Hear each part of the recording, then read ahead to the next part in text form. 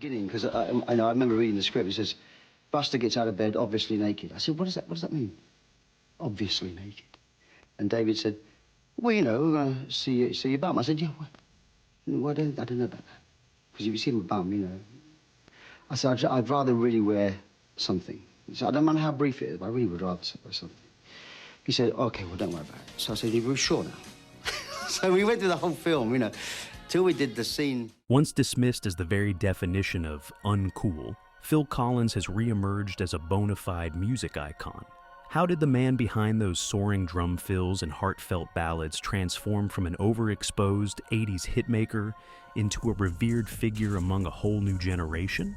The answer might shock you, because for years, critics wrote him off as a relic, someone who'd had his time, overstayed his welcome, and then faded away. Yet here we are, watching young people rediscover him online, old fans defending him with new vigor, and the media suddenly praising him for innovations they once ignored. This isn't just another celebrity comeback story.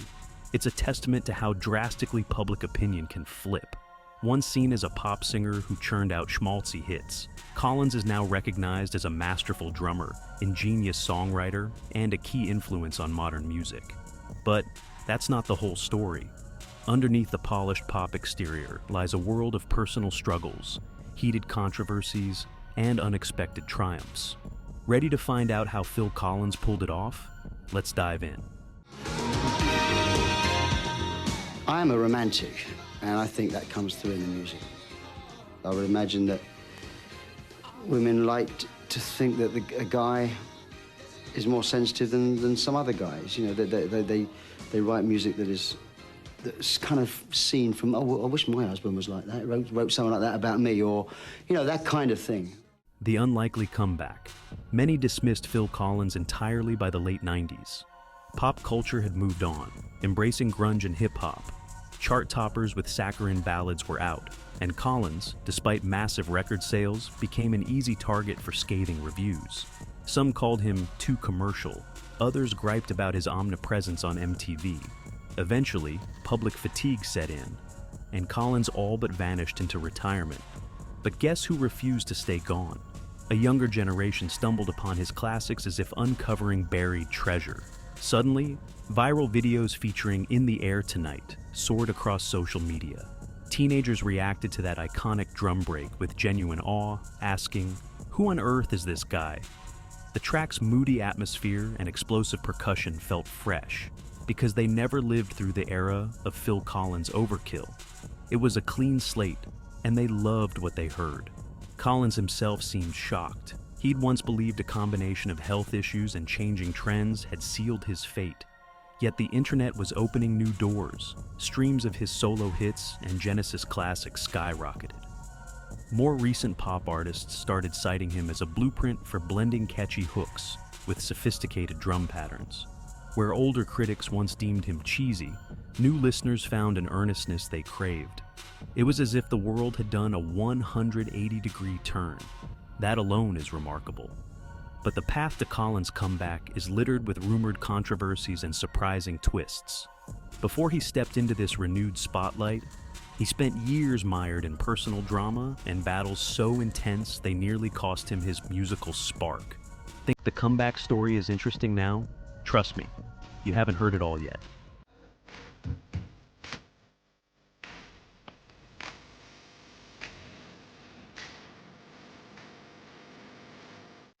The drummer, before the frontman. Long before he became a pop ballad superstar, Phil Collins was a kid obsessed with drumming. Legend has it, he would tap out rhythms on anything. Tables, pots, pans, anything that made noise.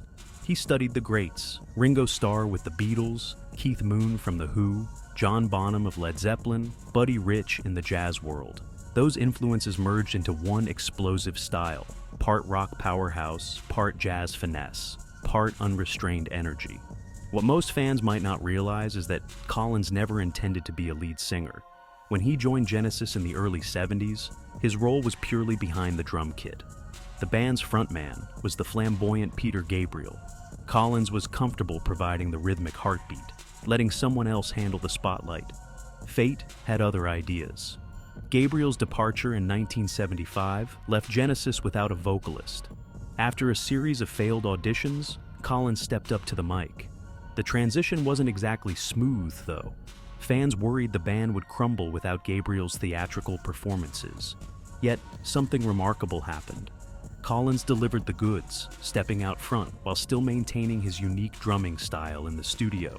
It wasn't just a job shift, it was the birth of an unexpected star. Suddenly, Collins was both drummer and singer, tasks that often clashed in live performances. So the band brought in another drummer, Chester Thompson, for concerts. With Thompson holding the beat, Collins roamed the stage, belting out lyrics he'd once delivered from behind the safety of cymbals and tom-toms. That era, filled with progressive rock experimentation and mesmerizing live shows, set the stage for everything to come. But the real explosion of fame and controversy was still around the corner.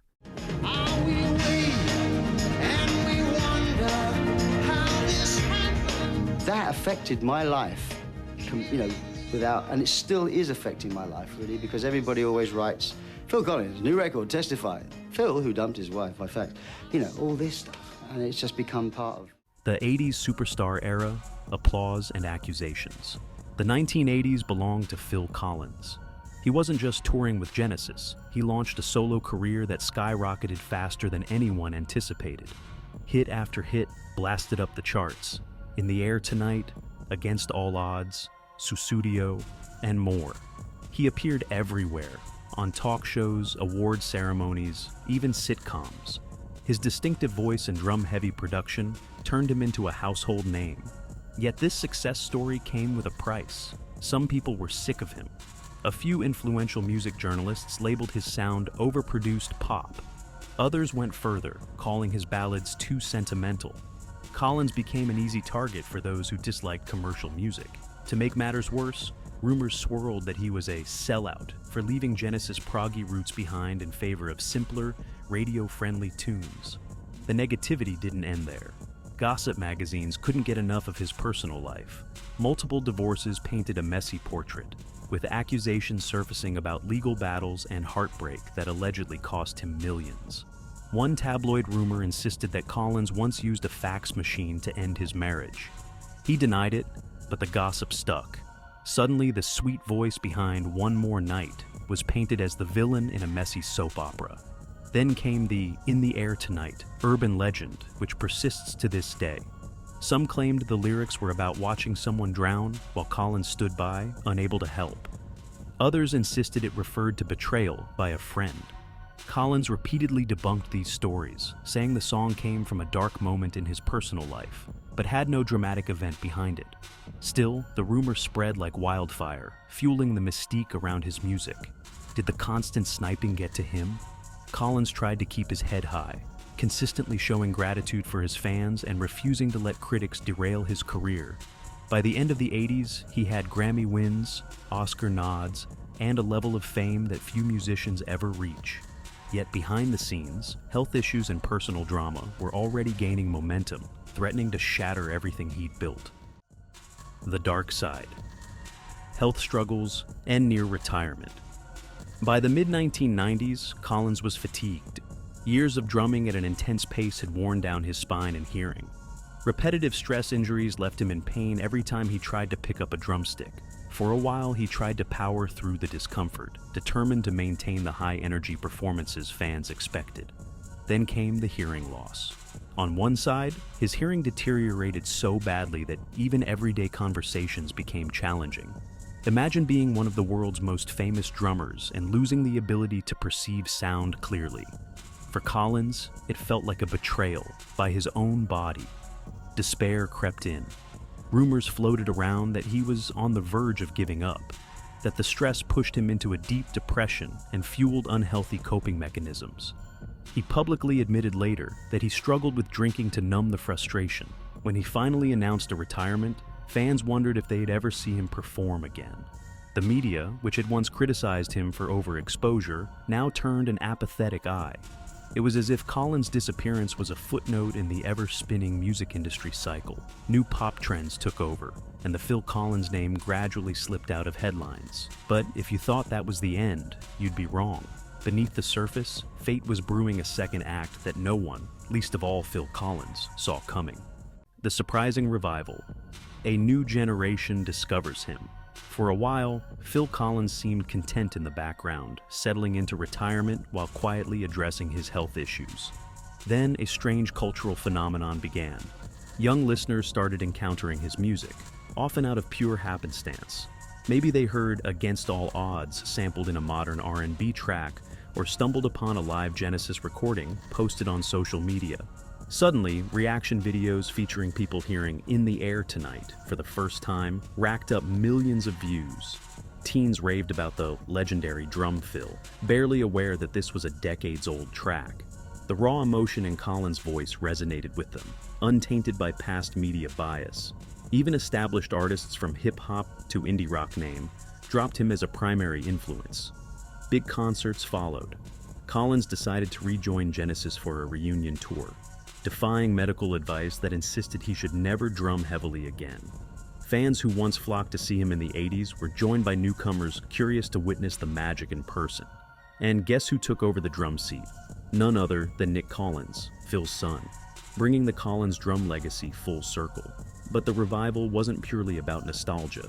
Critics who once mocked Collins started acknowledging his musical genius, pointing out how his innovative drum techniques and production choices helped shape modern pop and rock. It was a reckoning, a cultural shift in how we evaluate past artists. The question was no longer, why is Phil Collins everywhere? But why did we ignore how good he really was? If that doesn't prove that time can heal even the worst reputations, what does? Collins began to realize that his biggest critics had faded into irrelevance, while his new fans were too busy enjoying the music to care about old controversies. The stage was set for a complete reevaluation of his place in music history. In a very short time, my duty is to take one of the finest ambassadors of the British music industry from Wembley to Philadelphia. He's gonna get himself into the record books by choppering out of here, going to Wembley, getting on Concorde, and you will see him again later in this incredible concert from Philadelphia. Ladies and gentlemen, Phil Collins! Behind the scenes, controversies, rumors, and realities. Public acceptance doesn't erase personal drama, though. Over the years, Phil Collins faced numerous rumors.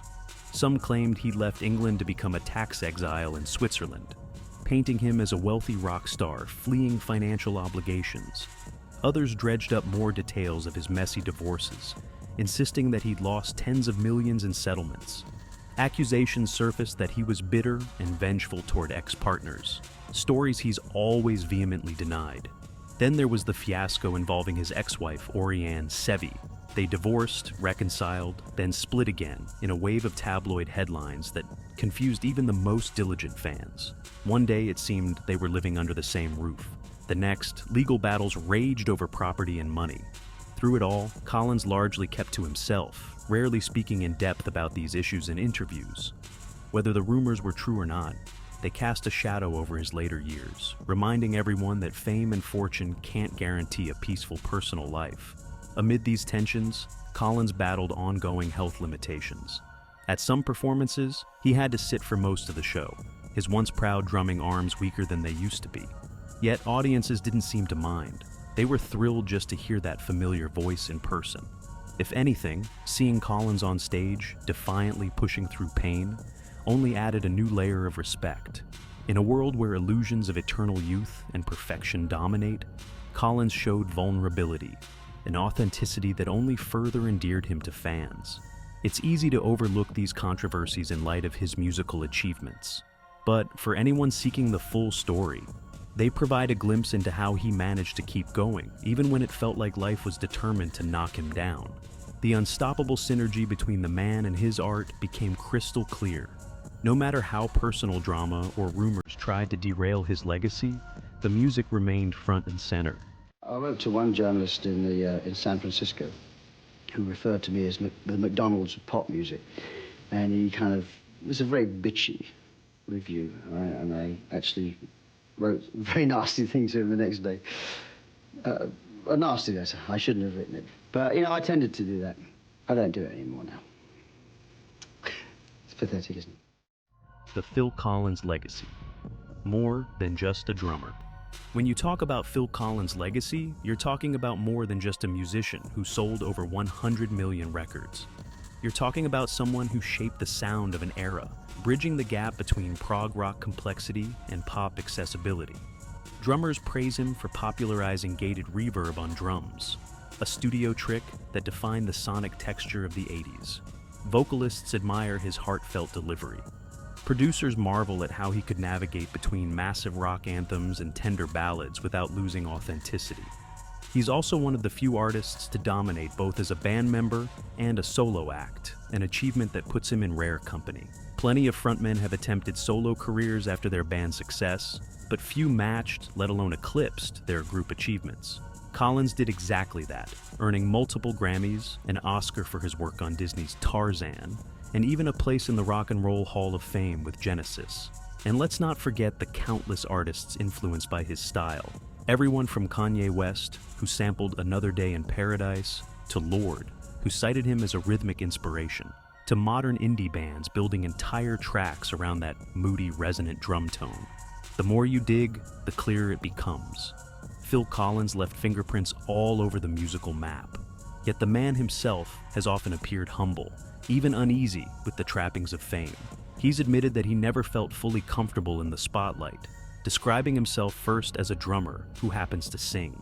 Maybe that's why, despite the mountains of success, he remains an underdog figure, a trait that resonates with new fans discovering him for the first time. See me cry. There's so much I need to say to you, so many reasons why you're the only one who really knew me. It was an inhuman act of endurance, but it was kind of great. I can play with him, and I can do this and I can do that. I'm happy. Closing thoughts, a legacy, reborn.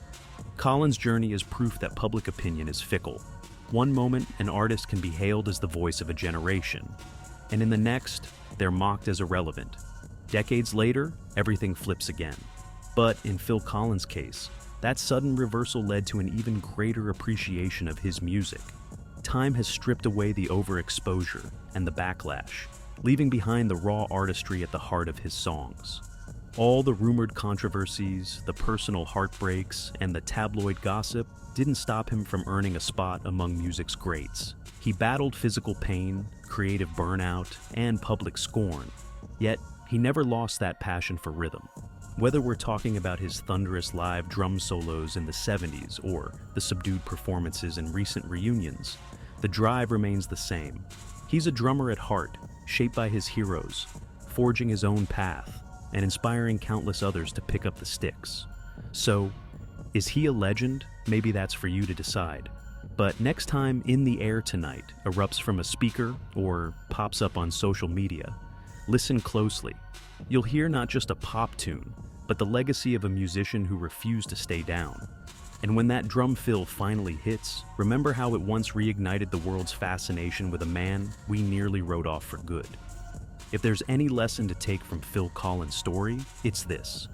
In music and in life, sometimes the biggest comebacks come from the most unexpected places. Where do you stand?